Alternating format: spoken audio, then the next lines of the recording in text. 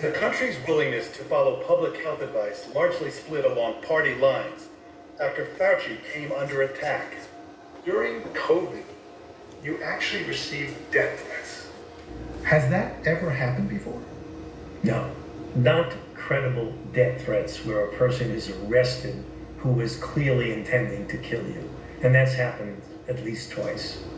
We're acting like we have a virus that's the common enemy and we're fighting with each other. Do the American people deserve to be abused like that, Mr. Fauci? Because you're not doctor, you're Mr. Fauci in my few minutes. Earlier this month, Dr. Fauci was called before a Republican-led congressional committee to discuss pandemic origins and preparedness.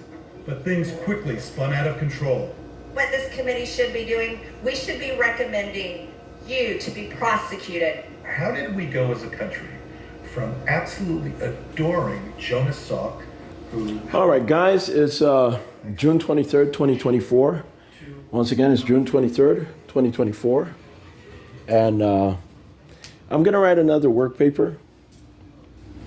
And naturally, and this particular work paper.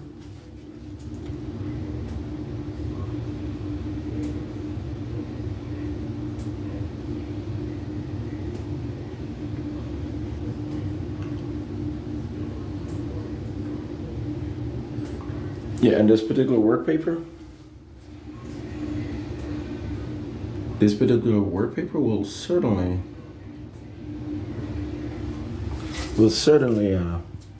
it'll be on Article 16 of the Universal Declaration of Human Rights. It'll be on Article 16 of the Universal Declaration of Human Rights, the UDHR. Okay, so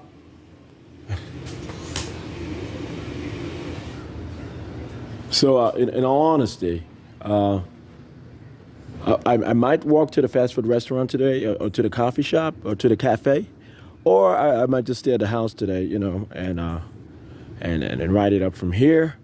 I do have word processing on my smartphone, so when I'm on when I'm not on my laptop or my tablet, then I'm on my smartphone. I've had to keep buying new laptops and tablets and so forth. I guess I overuse them. You know, I do a lot of writing and so forth. A lot of writing, a lot of corresponding, a lot of saving and storing and so forth.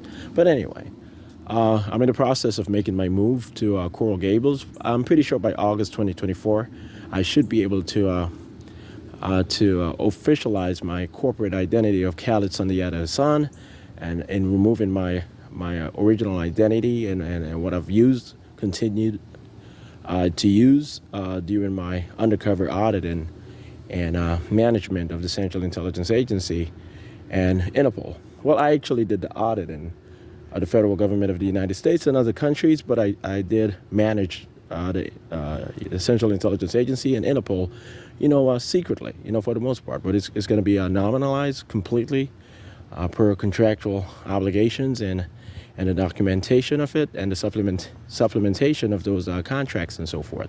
So it's going to take until August 2024 for me to be able to get the foundation, verified and affirmed and so forth. And then moving forward, I'll continue to work toward becoming the lead counsel and first executive manager of the Economic Area of the Americas, the Free Trade and Economic Area of the Americas. This particular position might not be advertised on the internet per se or news, well, generally or widespread on the internet or on the news per se, obviously.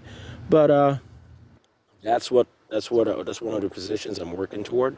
It's not going to negate my position as the nominal and chief manager of the United States government and its partnerships alongside INTERPOL and the Central Intelligence Agency, but it'll help articulate, or help, not even articulate, it'll just essentially help message the seriousness of integration of the Americas and complementing our creation of the United Nations World Government to be established in 2044, with me certainly transformed enough, when it comes to my cover, and it's going to be me.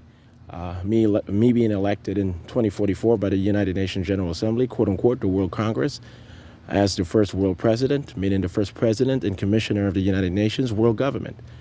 In 2044, the United Nations will officially become world government and no longer semi-governmental or more so resolutionary when it comes to global diplomacy and stuff of that nature. So that's the truth, you know.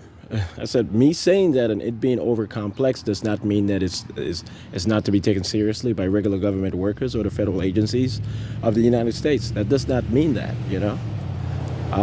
And yeah, the agencies of the United States, they are a part of the federal government of the United States. They are part of the United States government. You know, so I don't want you guys, believing that the agencies are independent and that only Congress, the White House, and the Supreme Court are legally or officially the United States government. That's just not true. The other offices, which are declared as part of the federal government, including their encompassing agencies, are all part of the federal government. Once again, the nominal offices, the official offices of the United States government, those not specifically detailed in the United States Constitution, they are part of the federal government of the United States government, meaning the United States government. And they're encompassing agencies and bureaus and departments and councils and so forth are part of the federal government of the United States, meaning the United States government. And when I say United States government, it does not imply that the state and the local governments are necessarily part of the core of the United States government, but they're certainly subordinate to the United States government, meaning the federal government of the United States. But when addressing the United States government and its obligations to the state and local governments and vice versa, it's better to say United States government instead of simply saying the federal government of the United States.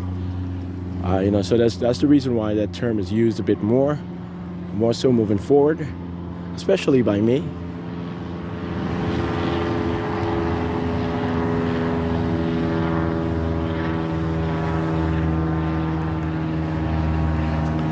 Okay, so as you can see, this is what they had planned, NSA, regarding the Fauci, Dr. Fauci.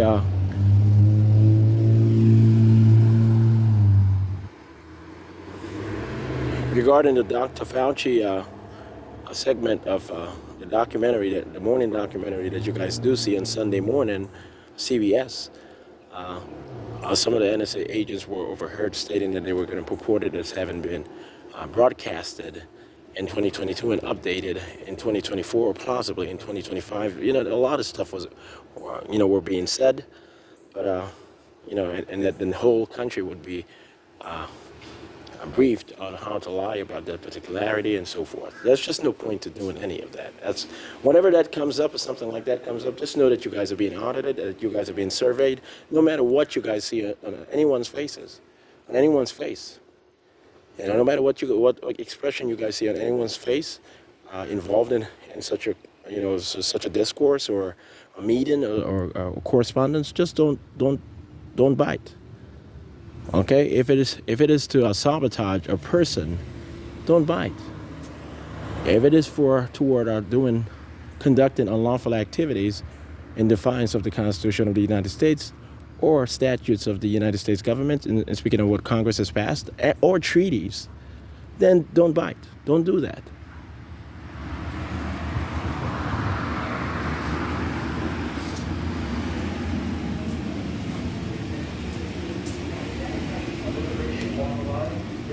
Obviously, immigrants, they work hard, they contribute to our economy, they also need a place to live, they also eat, so they also have demand for services and goods. So what the net effect on inflation is over the long run is a little bit harder to judge, but I think right now the fact that many Americans are coming back to work and taking jobs that need to be filled, that's really helping our economy get back on track. And so we just have to finish the job. We're at around the 3% inflation rate right now. We got to bring it all the way back down to our 2% target. I know that the Fed is apolitical, but we're in an election year, and the economy and inflation are top of mind for a lot of people. You mentioned the impact on housing. Senate Democrats like Elizabeth Warren wrote a letter to Chair Powell about the housing shortage and urged him to cut interest rates because she was arguing higher borrowing costs are discouraging people from building new homes. On the other side of the political aisle, you have the Republican presidential candidate Donald Trump complaining about high mortgage rates and connecting it to migrants. Are you concerned here? Yeah, I'm speaking about Face the Nation, the documentary, the Sunday morning documentary.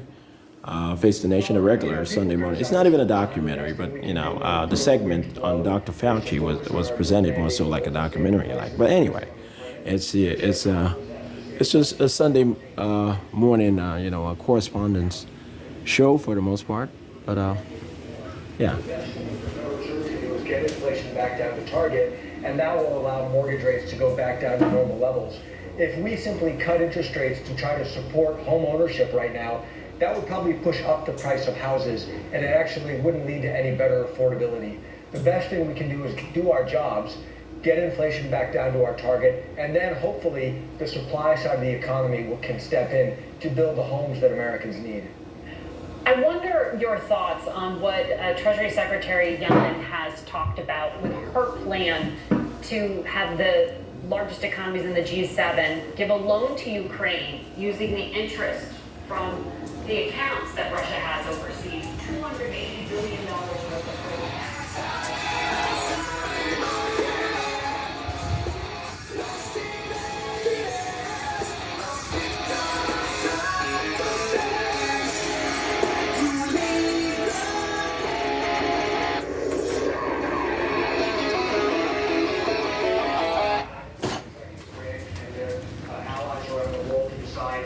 Ultimately, the dollar is the responsibility of the U.S. Treasury Department, and understanding how people would view the dollar